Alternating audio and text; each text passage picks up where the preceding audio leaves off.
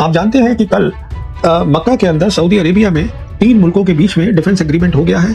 मुल्क हैं Saudi Arabia, Turkey, Pakistan. ये एग्रीमेंट जो है सब मुस्लिम नेशंस को, मुल्कों को एक साथ लाता है, जोड़ रहा है। ये एग्रीमेंट तकसीम करने का नहीं है कि ये सुन्नी है, ये शिया है, ये फलाना है, ये ढमकाना है, नहीं। ये सब मुस्लिम कंट्रीज को साथ लाने का है। ये साझी तरीके से तीनों मुल्क मिलके जो बाहर की ताकतें हैं जो नुकसान करने की कोशिश करेंगी इन तीनों में से किसी मुल्क का, तो तीनों मुल्क एक साथ खड़े हो जाएंगे उसके खिलाफ। देखिए, ये इशारा जो है अमेरिका की तरफ नहीं है, अमेरिका की फौज की तरफ। ये इशारा सीधा सीधा इजराइल की तरफ है। पाकिस्तान मीडिएटर नहीं है, उसके अलावा वो तो है ही है ईरान और उसके अमेरिका के बीच में। पाकिस्तान जो है वो इस सोच को, कलेक्टिव सिक्योरिटी को, रीजनल फ्रेमवर्क को मुस्लिम नेशंस में ले जाने के लिए बहुत काम कर रहा है और आगे भी करेगा, आप देखिएगा। तो पाकिस्तान इस कलेक्टिव सिक्योरिटी को की सोच को लेके जाएगा और उसके तहत मेरी असेसमेंट में वो डिफेंस कोऑपरेशन के एग्रीमेंट इन सब मुल्कों के साथ करेगा। सीधी सी बात यह है कि पाकिस्तान ये सब कुछ इसलिए कर पा रहा है क्योंकि इन सब मुल्कों ने वो 4 दिन की जंग देखी थी, ऑपरेशन सिंदूर, और उसके बाद उन्होंने ये देखा कि पाकिस्तान इकलौता मुस्लिम कंट्री जिसके पास न्यूक्लियर वेपन्स है, वो तो है ही, साथ में वो इस नतीजे में पहुंचे कि इसकी पाकिस्तान की जो कन्वेंशनल कैपेबिलिटी है, जो उसकी मिलिट्री ताकत है, वो भी अच्छी है। ट्रंप यहाँ से चले जाते हैं वेस्ट एशिया से, तो वो इजरायली प्राइम मिनिस्टर के अंडर आ जानी चाहिए। अभी ये लॉ नहीं बना है, पर उम्मीद करी जा रही है कि इजराइल जो है वो कामयाब हो जाएगा इसमें, क्योंकि इजराइल लॉबी बहुत स्ट्रांग है अमेरिका के अंदर। तो ये जो डिफेंस एग्रीमेंट है ये उसके लिए है, इजराइल को बताने के लिए कि तुम्हारी लड़ाई एक से नहीं होगी, तुम्हारी तो लड़ाई 3 से होगी, और तीनों मुल्क जो है ताकतवर। आप जानते हैं कि कल मक्का के अंदर सऊदी अरेबिया में 3 मुल्कों के बीच में डिफेंस एग्रीमेंट हो गया है। मुल्क हैं सऊदी अरेबिया, टर्की, पाकिस्तान, और बहुत ही ज़रूरी एग्रीमेंट है। और बहुत सारे एनालिस्ट हैं, जो टिप्पणी करने वाले लोग हैं हिंदुस्तान में, दुनिया में, जो ये कह रहे हैं कि देखिए ये जो एग्रीमेंट हुआ है ये ईरान के खिलाफ है। ऐसा कुछ नहीं है, ये एग्रीमेंट बहुत ही अच्छी चीज़ है। ये एग्रीमेंट ईरान की सोच को आगे ले जाएगा, ये एग्रीमेंट वेस्ट एशिया को तरक्की और बेहतरी की तरफ ले जाएगा। तो 3 सवाल हैं जिनका मुझे आज जवाब देना है। तो पहला सवाल तो ये उठता है, ये समझते हैं ये एग्रीमेंट है क्या। दूसरा सवाल ये है कि ये आया कहां से। तीसरा सवाल है, अब ये साइन हो गया है तो कैसे ये वेस्ट एशिया को बेहतरी की तरफ ले जाएगा। तो चलिए, पहला सवाल कि ये एग्रीमेंट है क्या। तो कल 7 अगस्त को पाकिस्तान फॉरेन ऑफिस ने एक प्रेस नोट इशू करा है, जारी किया, जिसमें उन्होंने इस एग्रीमेंट के बारे में 4 बातें बोली है। पहली बात यह है कि ये एग्रीमेंट जो है सब मुस्लिम नेशंस को, मुल्कों को एक साथ लाता है, जोड़ रहा है। ये एग्रीमेंट तकसीम करने का नहीं है कि ये सुन्नी है, ये शिया है, ये फलाना है, ये ढमकाना है, नहीं। ये सब मुस्लिम कंट्रीज को साथ लाने का है। दूसरी बात ये बताई गई कि ये एग्रीमेंट है कलेक्टिव सिक्योरिटी का। इसका मतलब सबकी सुरक्षा, साझी सुरक्षा। इसका मतलब आप ऐसा ना करें सुरक्षा के बारे में जिससे कि आप सोचें मेरा फायदा हो और दूसरे का फायदा ना हो, क्योंकि अगर साझी सुरक्षा होगी तो शांति होगी, आपकी भी बेहतरी होगी, दूसरे की भी बेहतरी होगी, और जो पूरा रीजन है वो बेहतरी की तरफ जाएगा। शांति बहुत ज़रूरी होती है। कहने का मतलब ये है, हम जानते हैं कि आज जो है लड़ाई चल रही है सऊदी अरेबिया और येमनीज, जिनको हूती भी बोलते हैं, उनके बीच में पुरानी लड़ाई है, अब फिर से शुरू हो गई है। तो अगर ये कलेक्टिव सिक्योरिटी, साझी सिक्योरिटी की बात हो, तो इन दोनों मुल्कों को एक साथ बैठना है और बात करनी है कि कैसे दोनों का मसला हल हो जाए, किस तरीके से जो सऊदी की प्रॉब्लम है वो भी सॉल्व हो जाए और यमनी जो चाहते हैं उनको भी मिल जाए। विन विन जिसे कहते हैं, दोनों का फायदा हो। और इसमें मुझे पूरी उम्मीद है पाकिस्तान का बहुत बड़ा रोल प्ले करेगा। तो इसको बोलते हैं साझी सुरक्षा, जो बहुत अच्छी बात है। तीसरी बात है जिसको बताई गई वो ये है कि ये है कलेक्टिव डिटरेंस। इसका मतलब ये है कि ये साझी तरीके से तीनों मुल्क मिलके जो बाहर की ताकतें हैं जो नुकसान करने की कोशिश करेंगी इन तीनों में से किसी मुल्क का, तो तीनों मुल्क एक साथ खड़े हो जाएंगे उसके खिलाफ। देखिए, ये इशारा जो है अमेरिका की तरफ नहीं है, अमेरिका की फौज की तरफ। ये इशारा सीधा सीधा इजराइल की तरफ है, क्योंकि हम जानते हैं कि इजराइल के बहुत सारे जो सीनियर मिनिस्टर्स हैं वो खुलेआम बोलते हैं कि इजराइल को ईरान के बाद खतरा जो है वो टर्की से है। तो अब इस एग्रीमेंट के बाद क्या होगा कि इजराइल कुछ नहीं करेगा टर्की के खिलाफ, क्योंकि उसको बिल्कुल ये साफ होगा कि मैं टर्की से लड़ाई नहीं लड़ रहा हूं। 3 मुल्क खड़े हैं, पाकिस्तान खड़ा है, सऊदी भी साथ में खड़ा है। तो ये भी एक अच्छी बात है, शांति चाहिए। तीसरी बात, चौथी बात ये बताई गई इसमें कि जो ये 3 मुल्क हैं, इनके पास बहुत सारी उपलब्धियां हैं, एडवांटेजेस हैं। ये एक दूसरे की मदद कर सकते हैं डिफेंस में, टेक्नोलॉजी शेयर कर सकते हैं, जॉइंट प्रोजेक्ट कर सकते हैं, बहुत काम कर सकते हैं। तो ये सारी बातें जो प्रेस नोट में है, ये पॉजिटिव है, अच्छी बातें हैं। उसके बाद जो टर्की के प्रेसिडेंट हैं एर्डोगान, उन्होंने अपनी सोशल पोस्ट पे 3 और बातें लिखी हैं इस एग्रीमेंट के बारे में। पहली बात तो उन्होंने साफ-साफ बोल दिया है कि ये टेररिज्म के खिलाफ है। तो ये तो सीधा इशारा है इज़राइल की तरफ, क्योंकि इज़राइल ही मुल्क है जो वहाँ पे टेररिज्म कर रहा है। दूसरी बात उन्होंने ये कही है कि ये एग्रीमेंट जो है, जो भी ये और भी मुल्क इसमें शामिल हो सकते हैं, नॉन मुस्लिम कंट्रीज भी शामिल हो सकती हैं, जब तक कि वो इस बात को माने, इस सोच को माने, साझी सुरक्षा की सोच को, जिससे कि सबकी बेहतरी हो। और तीसरी बात उन्होंने ये कही है कि जो भी हम काम करेंगे, जो यूनाइटेड नेशंस है, जो उसका लॉ है, इंटरनेशनल लॉ, उसके तहत होगी। तो देखिए, ये एग्रीमेंट बहुत ही पॉजिटिव है। दूसरा सवाल ये आया कहाँ से, ये सोच कहाँ से आई साझी सिक्योरिटी की? तो उसके लिए याद करिएगा कि ये जो लड़ाई शुरू हुई है वेस्ट एशिया में, ये हुई है 28 फरवरी को, जब हम जानते हैं अमेरिका और इजराइल धोखे के साथ इन्होंने अटैक किया ईरान के ऊपर। उस दिन ये लड़ाई शुरू हुई। उसके बाद जो अमेरिका की हवाई लड़ाई है, वो 8 अप्रैल तक चली है। उसके बाद बंद करी उन्होंने। और उसके बाद हम ये भी जानते हैं कि 27 अप्रैल को जो ईरान के सुरक्षा विदेश मंत्री हैं अब्बास अरागची, वो गए रशिया, वहां सेंट पीटर्सबर्ग में उनकी मुलाकात हुई करीबन 1.5 घंटे प्रेसिडेंट पुतिन के साथ। उसके बाद वो वापस आए और 6 मई को वो चीन गए और वहां उनकी मुलाकात हुई उनके विदेश मंत्री वांग ही के साथ। तो सवाल ये है, दोनों मुलाकात करके वो वापस क्या लाए? वो वापस लाए वहां से सोच, ये सोच कलेक्टिव सिक्योरिटी की, साझी सुरक्षा, बेहतरी के लिए, तरक्की के लिए। इसके बारे में थोड़ा सा समझना जरूरी है, ये कहां से आई। तो देखिए, हुआ ये था कि जो चीन के राष्ट्रपति हैं शी जिनपिंग, ये पावर में आए नवंबर 2012 में, और सबसे पहला जो उनका विदेश दौरा था वो मार्च में रशिया हुआ। और रशिया जाके उन्होंने मुलाकात करी प्रेसिडेंट पुतिन से, और दोनों की आपस में बात हुई कि एक नई तरीके की सोच दुनिया में लानी है, जिससे लड़ाइयां खत्म हो और जो है तरक्की की तरफ हर मुल्क जाए। और उसी सोच को उन्होंने, जब दोनों की रजामंदी हो गई उसके ऊपर, उन्होंने 23 मार्च को, उसी दौरे में 23 मार्च 2013 को शी जिनपिंग ने एक लेक्चर दिया Moscow state institute of international relations में। और वहां उन्होंने वही जो बात उन्होंने डिस्कस करी थी पुतिन के साथ, वो बताया। और उसका टॉपिक का जो टॉपिक था वो ये था, नई तरीके की सोच, new type of international relations की, जो आपस में मुल्क बातचीत करते हैं नए तरीके की सोच से करें। और उसी सोच को, उस सोच की 3 खास बातें थी जो उन्होंने वहां पे बताई उस इंस्टीट्यूट पे।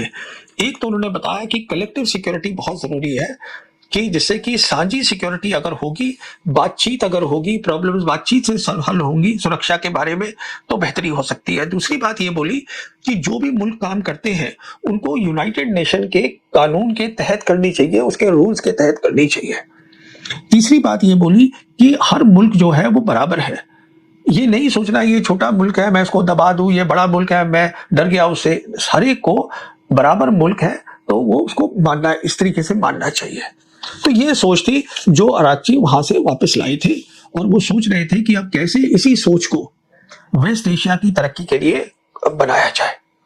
देखिए, हम जानते हैं कि फिर 17 जून को MOU साइन हुआ, जिसे हम बोलते हैं मेमोरेंडम ऑफ अंडरस्टैंडिंग। मैंने अपने पुराना जो पिछला वीडियो है हिंदी का, उसका इसका जिक्र किया है। उसमें ये साइन हुआ था ईरान और अमेरिका के बीच में, और जिसमें मीडिएटर का रोल जो था वो साइन किया था पाकिस्तान के जो प्रधानमंत्री हैं शहबाज शरीफ ने। तो पाकिस्तान का बहुत इंपॉर्टेंट रोल है दोनों मुल्कों को उनकी बातचीत को आगे बढ़ाने में, मीडिएशन में। जहां तक ईरान का ताल्लुक था, उन्होंने इस MOU का नाम ही दे दिया इस्लामाबाद MOU। कहने का मतलब यह है कि ईरान चाहता था कि पाकिस्तान से बातचीत करके हमारी जो सोच है, जो कि अरागची लाए हैं साझी सिक्योरिटी की, उसको आगे हम ले जाना चाहते हैं।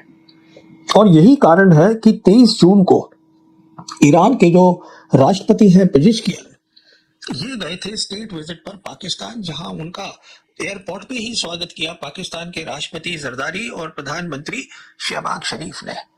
कई बातें वहां डिस्कस हुई होंगी, पर मैं समझता हूँ ये बात वहां डिस्कस हुई है।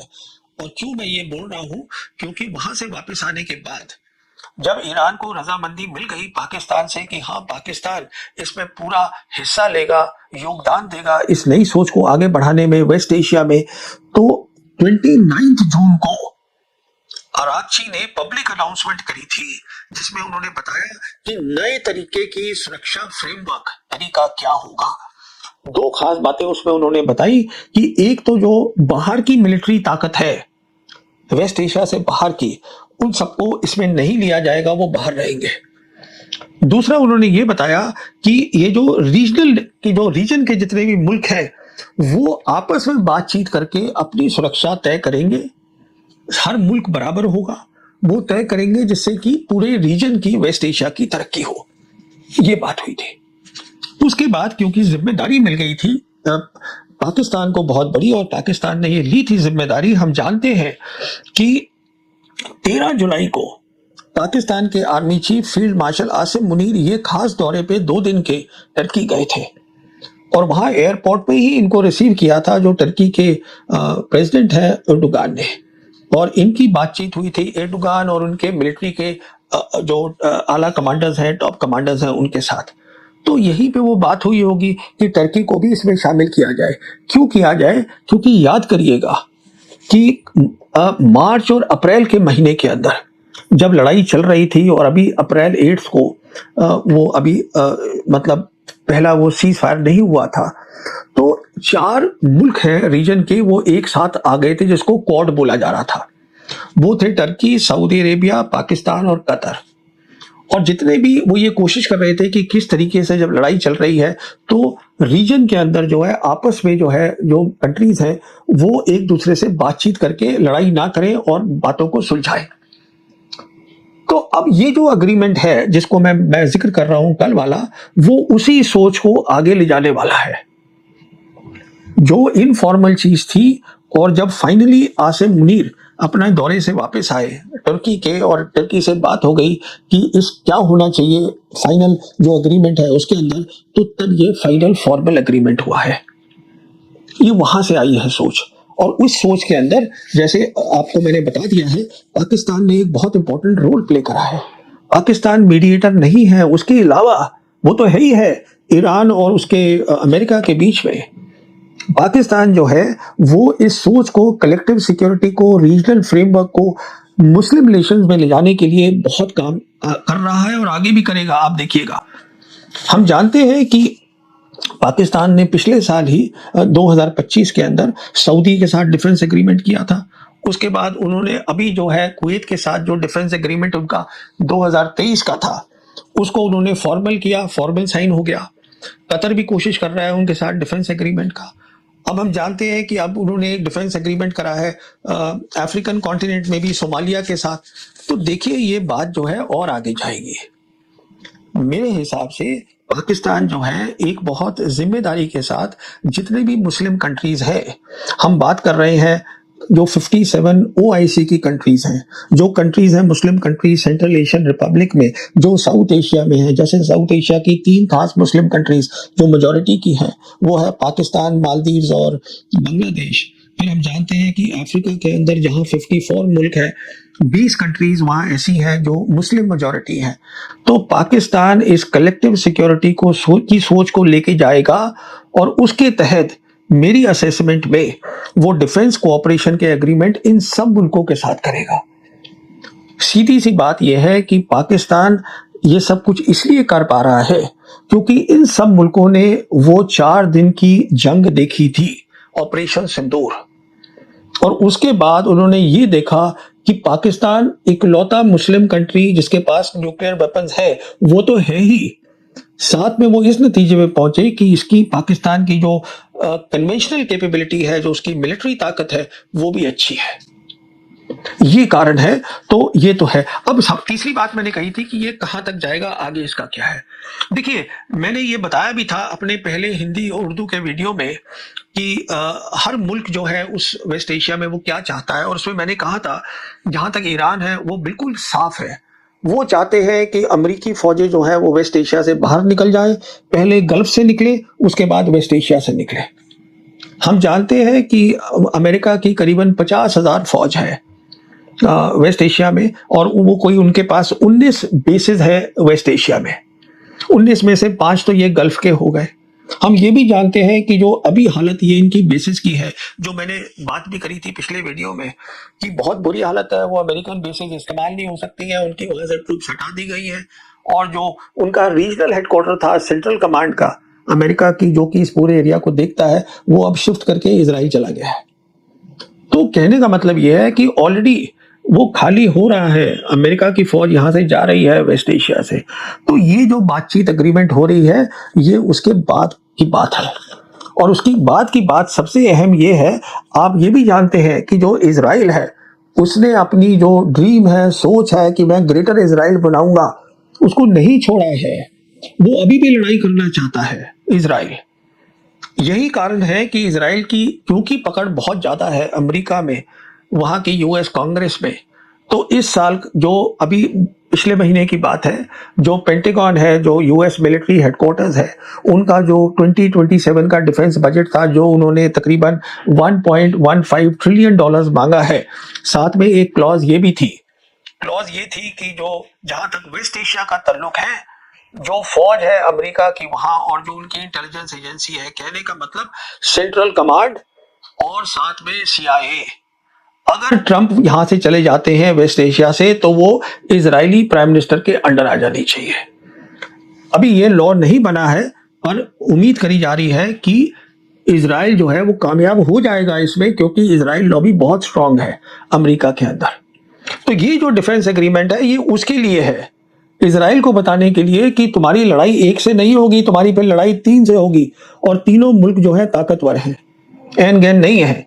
तो देखिए, ये इसका फ्यूचर है कि किस तरीके से वो सोच जो 2013 में चीन और रशिया ने मिलकर बनाई थी, उस सोच को आज ईरान जो है वो वेस्ट एशिया में डिफेंस एग्रीमेंट के थ्रू उसको आगे ले जा रहा है, उसको अमल कर रहा है, उसको इंप्लीमेंट कर रहा है।